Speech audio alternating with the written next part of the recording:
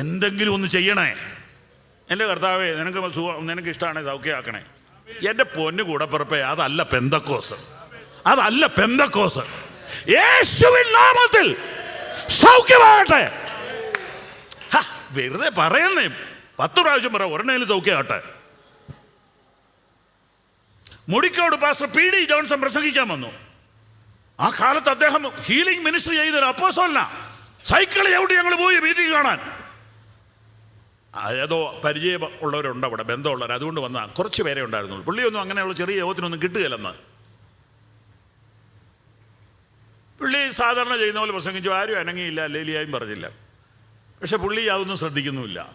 പുള്ളി യോഗം കഴിഞ്ഞപ്പോൾ പറഞ്ഞു, ഞാൻ എല്ലാ യോഗത്തിലും രോഗികൾക്ക് വേണ്ടി പ്രാർത്ഥിക്കും. സൗഖ്യമായോ ഇല്ലയോ എന്നുള്ളത് എനിക്ക് വിഷയമല്ല, കർത്താവ് എന്നോട് പറഞ്ഞു ഞാനത് ചെയ്യാൻ പോവാ. പുള്ളി അന്ന് രോഗികൾക്ക് വേണ്ടി പ്രാർത്ഥിച്ചു. അന്ന് അവിടെ സൗഖ്യം നടന്നു. നമ്മളൊന്ന് കൈവെക്കാതെ ദൈവത്തിന് വല്ലതും ചെയ്യാൻ പറ്റുമോ? നീ ഒന്ന് വടി നീട്ടാതെ ചെങ്കടൽ വിഭജിക്കുവോ? ഇന്ന് രാത്രി ആരുണ്ട് കൈയൊന്ന് നീട്ടാൻ?